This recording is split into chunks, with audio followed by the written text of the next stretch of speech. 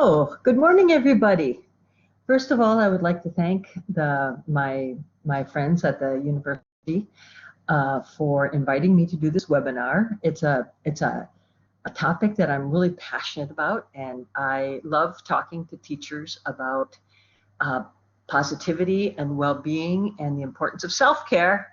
So, my presentation today is going to be on coping with COVID, but the things that I'd like to say have relevance that are far-reaching, that even though this crisis we hope, is coming to a fast end, a lot of the things that I'm going to be talking today about coping and wellness, these are things that are going to be with us for a long, long time. Okay, so let's get started. I did a study with some colleagues that I would like to share today about how we're coping with COVID and what teachers across the world are doing. Language teachers around the world were having very stressful lives even before COVID, right? We had heavy workloads, we have time pressures, juggling roles, and that was even before COVID, right? Now that we're really in the pandemic and doing remote things and our lives have been turned upside down, the pandemic has actually made our lives even more stressful and more chaotic. So what happens now? I mean, even after we're looking at having the COVID crisis, is that we're doing online classes. We're trying to balance our personal and professional roles, right? I mean, even before they were kind of blurred, right? I mean, sometimes we would take work home and try and do our evaluations and our grading and our planning at home. But now there's no office or classroom to go to. I mean, we're working at home protocols, right? And boundaries that we used to have. You know, we used to go to the office, we used to stay home. You know, we'd go 9 to 5 to the university, and then the psychological boundary of, okay, I behave this way at home and I behave this way at work. Well, you know what? All of that now is kerfluffled, and those boundaries are being very blurred. Some of us have to share the same space. I mean, while I'm doing this video, I'm sharing my space with my husband and my cat and anyone who comes to the door, right? And so there's a lot of people who are in our living space who also need our attention. We also have health concerns, right? I mean, besides the ones we used to have, you know, the catching a cold or, you know, or getting the flu, but now we've got the health concerns of COVID and making sure that we're doing all the measures that we need to do. And then we've got travel restrictions and closed borders and shortages. And, you know, I never realized how important those 10 o'clock coffee breaks were with colleagues, right? And so those kinds of social and physical distancing become, you know, very real. And then, of course, we've got that whole idea of the uncertainty. And it's not only when will things go back to normal, but what will normal even mean, right? So we've got all of these things that actually are causing a lot of stress.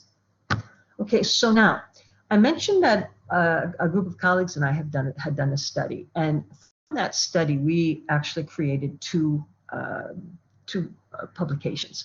One of them is quantitative, and I'll give you the web address for that so that you can actually read the whole thing. I'm going to go over it a little bit now.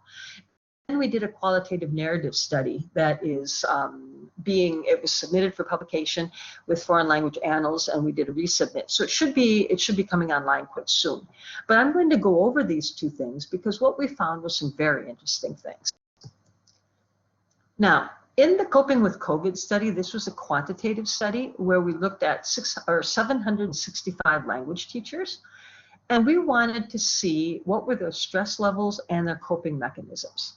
And when we actually did the breakdown, we discovered that the coping strategies actually grouped around two major themes. They were approach strategies and avoidance strategies.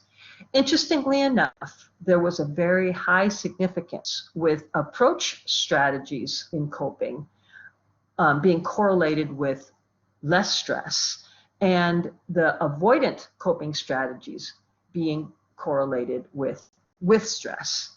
So this NCBI website is where you'll be able to find the entire paper.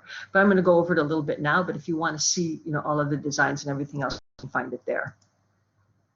So now, what are these kinds of? What does it mean to have approach coping, and what does it mean to have avoidant coping?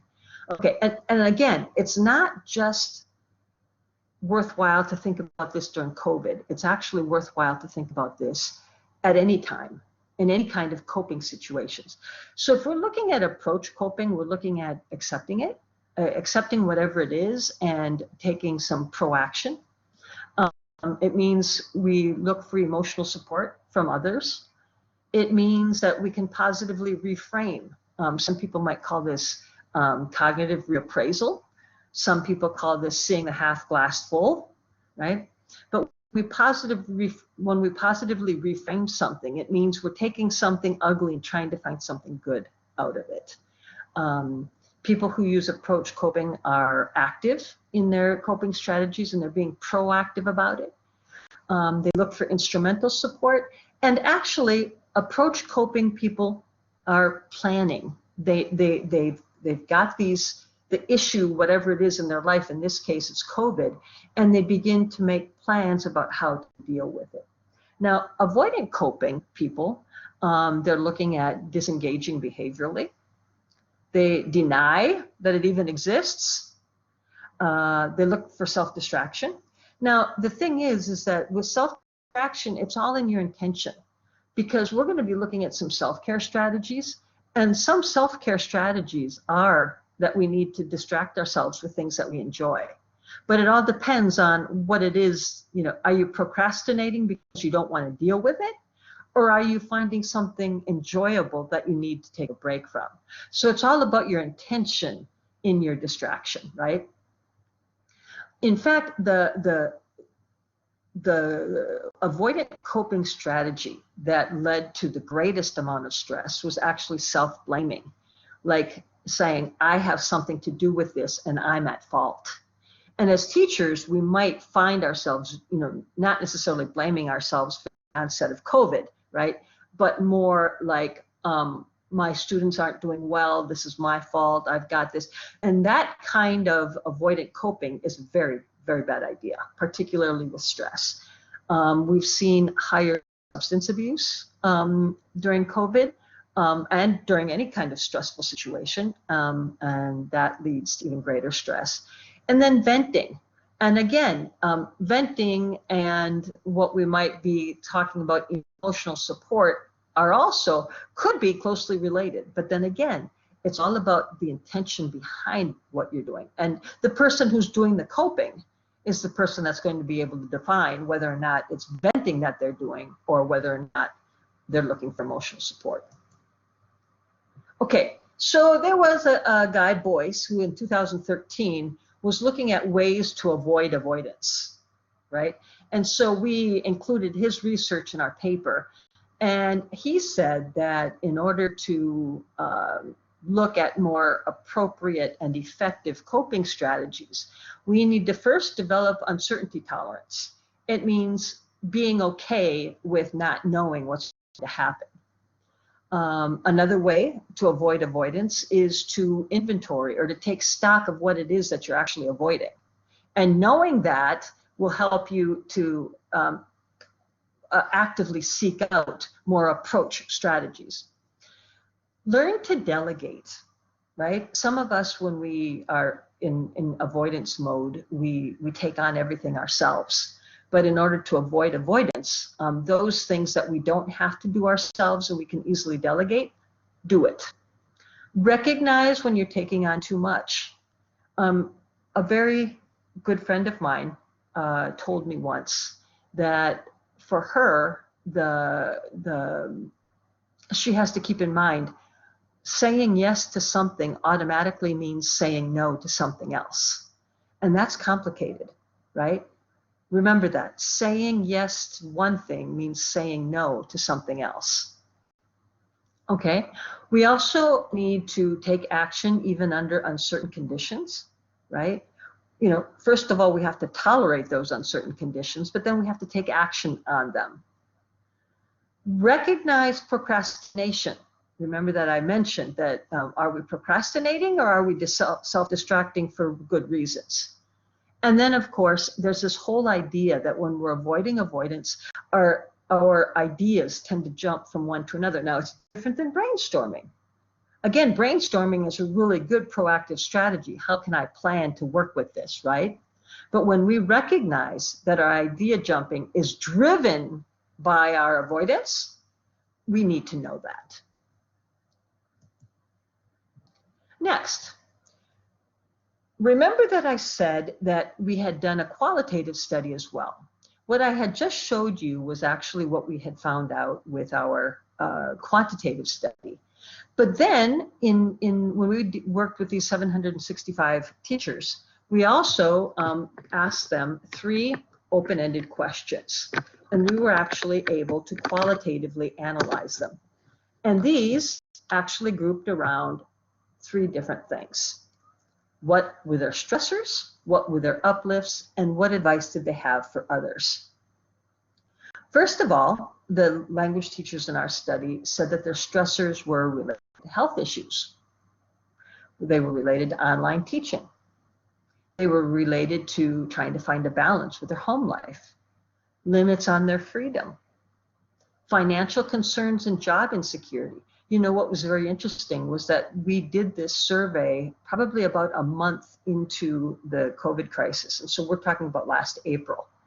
And at that time, some teachers had already lost their jobs. And so it was you know, quite an uncertain time for a lot of people. Now, what is very interesting, and this is where I want to spend a little bit more time, is when teachers talked about their uplifts. What did language teachers find uplifting during this time? Well, first of all, teachers said that they had a lot of learning and growth. Some of them said, you know what, I've learned so much with COVID in terms of technology. I never would have been so capable with technology had I not been forced to go remote online. They also talked about student responses to online teaching. And many teachers particularly signaled that the shy students, the students who in class, in face-to-face learning situations, those shy and timid kids ended up online being much more vocal, and the relationships that teachers were able to develop with their learners was very good, was very effective. And finally, teachers found uplifting the whole idea of time, not having to do a daily commute, right? Some teachers were saying, you know what, I throw a shirt on over my pajamas and I'm ready to go. So those morning routines were time saving. Then when we come to that whole idea of advice, we asked teachers, what advice would you give to your colleagues? And this we found fascinating because first of all, they said, you know what, don't seek perfection. What better advice is there than that, right? Just do your best, right? Perfection is not the goal.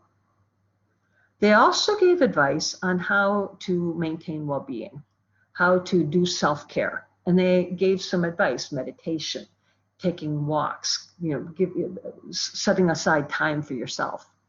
And then they gave advice on just keep that attitude positive. We're in weird times. These are unprecedented times, but you gotta keep that positive attitude. Okay, so now what I've done so far is I've gone over those 2 studies that we did in coping with COVID. You can find those online, but now what I want to do is talk to you about a book that Sarah Mercer and I co-authored, and it's published by Oxford University Press, and it's called Teacher Wellbeing. And it's got 8 different chapters, and one of them is emotional well-being. And I thought that it would be very pertinent for this talk today that I actually focus on teacher emotional well-being. So here we go. We're going to be talking today about 6 different ideas that have to do directly with emotional well-being. We're going to look at socio-emotional competence. We're going to look at the Broaden-and-Build theory of emotion, and that's Barbara Fredrickson's work. We're going to be looking at emotional self-regulation. We're going to look at teachers' tendency towards negativity bias, and it's not just teachers, but it's everybody. We're going to be looking at emotional labor, which is something that teachers are very prone to because we are in a service profession. And then finally, I'm going to talk a little bit about self-compassion. Okay, here we go. First of all, what is socio-emotional competence?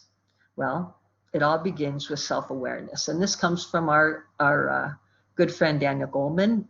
He wrote the book Emotional Intelligence. And he says that emotional awareness involves 3 stages. First of all, we have to recognize that we're experiencing a certain emotion. We have to recognize that an emotion is occurring. Next, we have to identify, name, or label that emotion. So say that it's frustration. You feel like you're annoyed, right? And you've got this feeling, and you just have to say to yourself, okay, I'm feeling this, and this emotion is frustration. But then after naming it, that whole idea of self-awareness is what is its effect and its function in my life right now, right? So when you know that you're experiencing an emotion, that it has a name, and you know what its effects and functions are, then you can actually start dealing with it. Now, I know Demi Lovato has a song, right? That's similar to this one. That's a quote from Melky. Don't feel bad about feeling bad. We have to realize that negative emotions have a role in our lives, and it's actually a very important role, right? If we're out on a walk and we see a bear, fear makes us alert and makes us run, right? So, I mean, negative emotions have a role in our lives, and a very important role in our lives. So, when we have a negative emotion, we have to be aware of it, we have to reflect on it, and you know what? We accept it in the moment. We accept the fact that we're feeling that emotion. Having a negative emotion is not necessarily a bad thing. The idea is we have to accept that we're feeling it and try and find a reason why. Now, this is something that a lot of people don't think about, but well-being, we're going to use the Diner et al. Definition here. It's called life satisfaction, the presence of positive emotion, and the lack of negative emotion. Now, could I take a look then at what does this mean? It means that we're not denying that negative emotions exist, right? We're looking at trying to find a balance of having more positive emotion than negative emotion, okay? So we're looking at the proportionality of it, okay? Again, we're not looking at completely eradicating negativity. We're just looking at trying to have more positivity than negativity.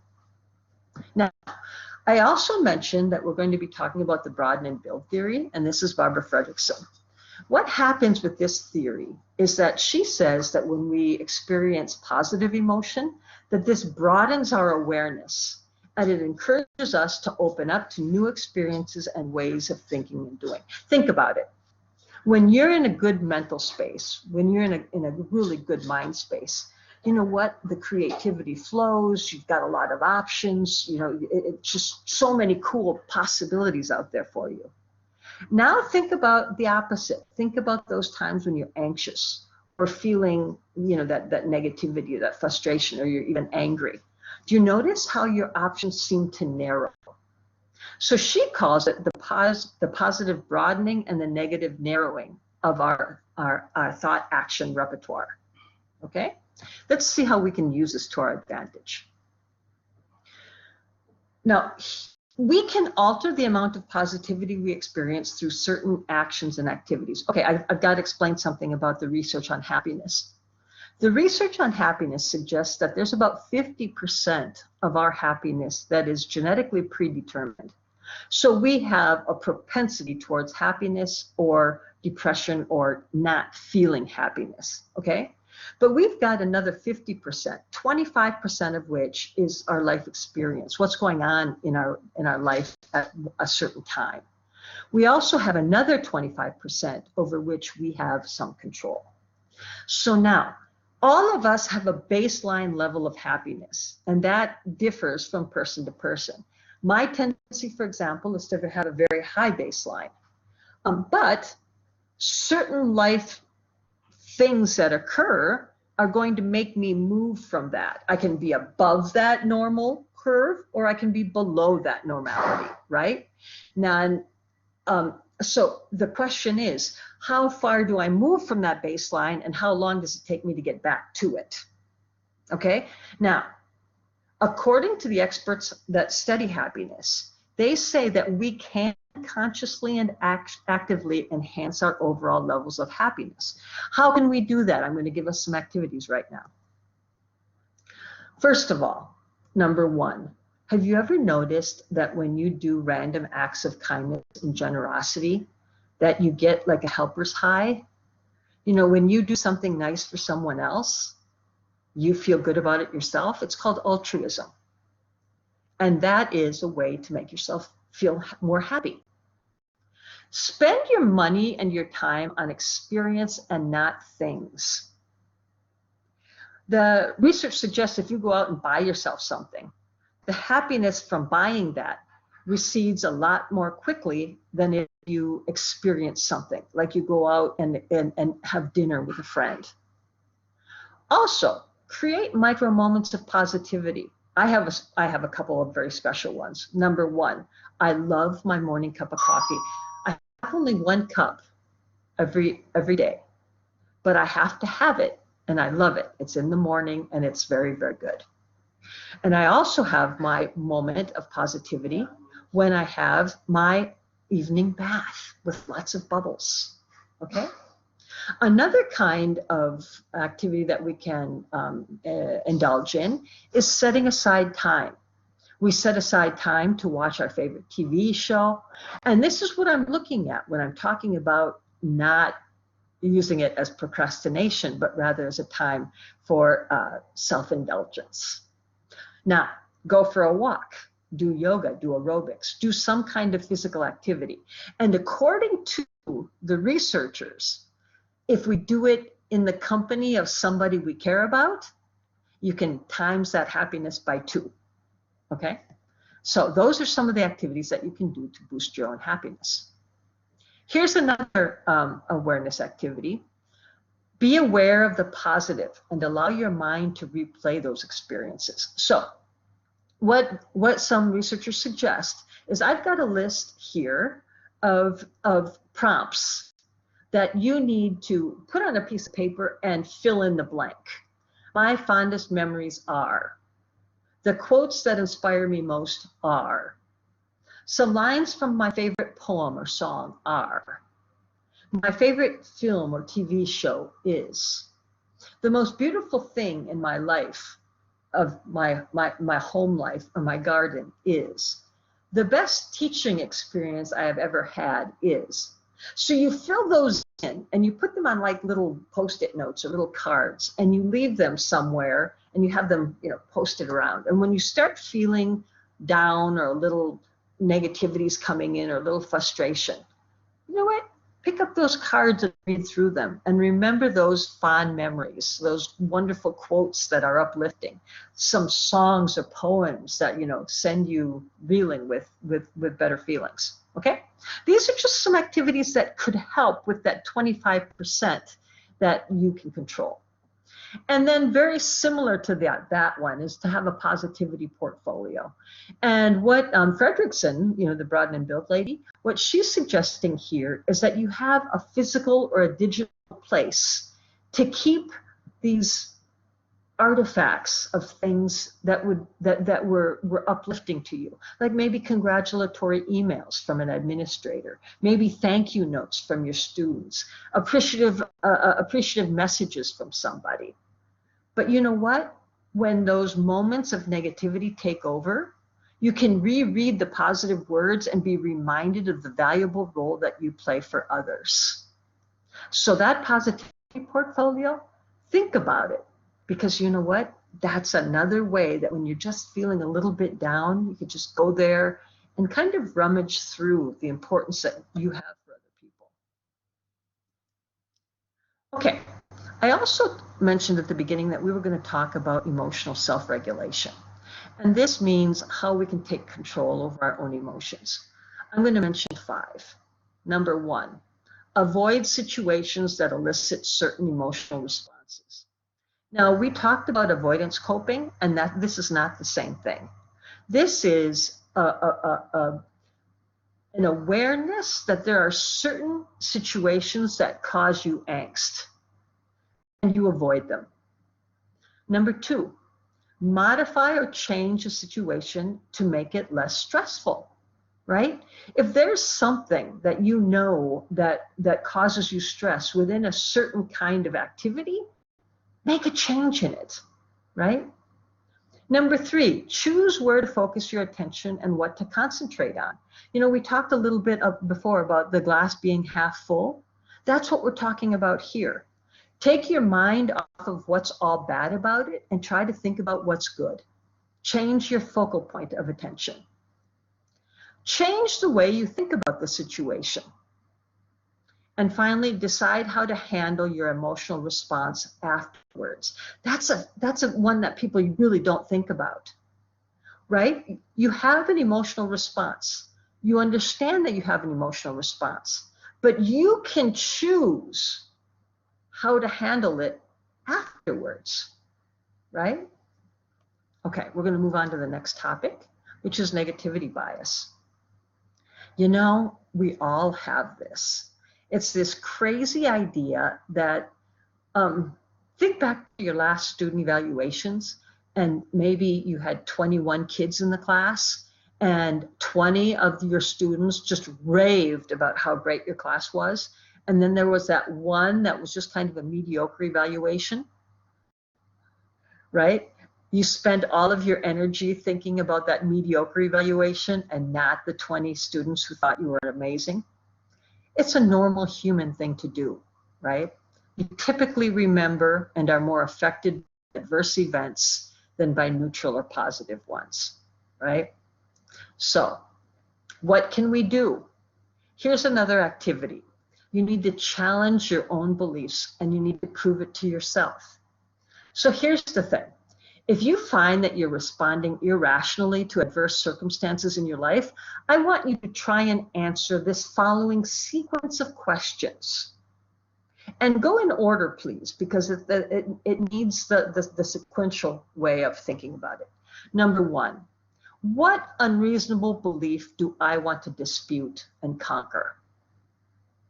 Number 2, can I reasonably defend this belief? When it's negativity bias, usually no. Number 3, what proof exists to support the veracity of this belief?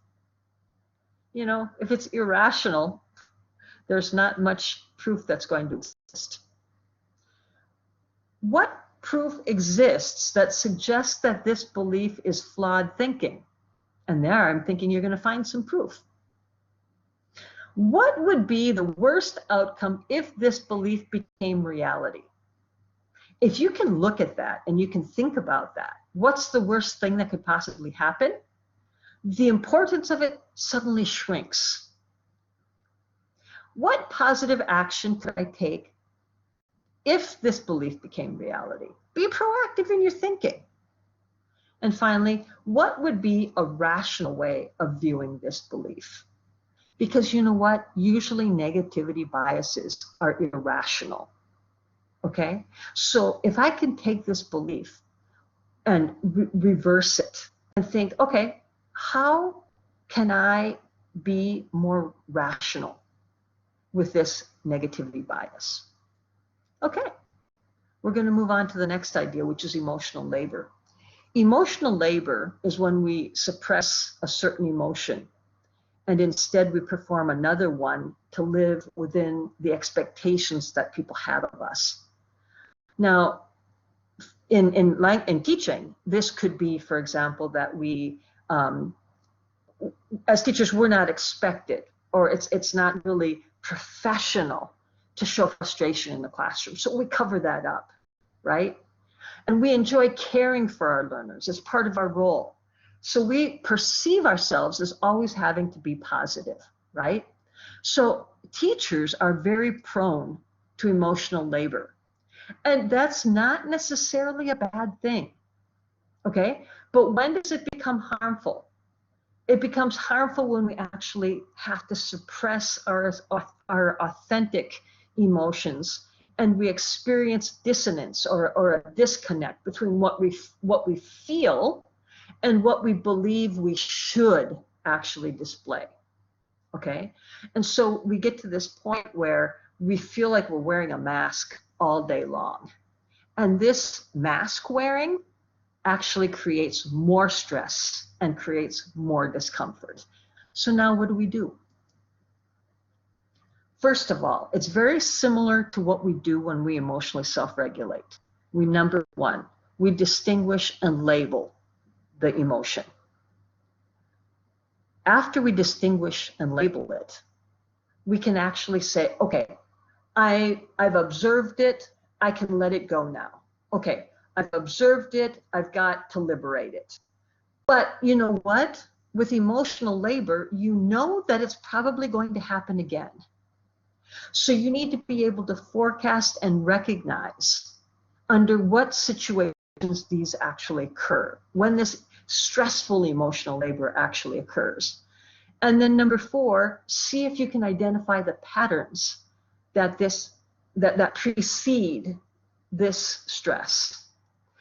And then once you understand those patterns, you can actually forecast and prepare and know that this is going to happen. And so try to limit the damage that it does to your stress level. Now, self-compassion. This is, we need to treat ourselves as if our best friend were the person in our shoes. Being kinder to ourselves, ceasing to self-label something as good or bad, accepting the person that we are, being tolerant of our humanness, and accepting our imperfections. You know what? Here is the activity for this. This is a self-compassion journal. I want you to write down anything that causes you negative emotion or which you judge yourself about, okay? If you judge yourself about something that you're very harsh with yourself about. And then write that down and consider how you would respond to that experience if you were the most generous and kindest friend. How would your best friend respond to you if you told them about that feeling? And then write a response to yourself and show yourself the same compassion that your best friend would. That, my friends, is a self-compassion journal. And it's really a cool kind of tool to use. The last thing is performing acts of kindness, and I mentioned this at the beginning. Altruism is a behavior that's driven by unselfish aims, and it serves other people. We behave altruistically when we observe others in troubled conditions, and then we feel the empathy for them, right? Although recognition is not expected, when we do something kind for another person, we do get what's called a helper's high. And even though we don't do something kind just to get the kickback helper's high, it does usually happen that way. So by helping others, we actually help ourselves. So, everybody, I want you to take joy in pandemic teaching. And when your teaching is no longer pandemic teaching, I still want you to take joy in it.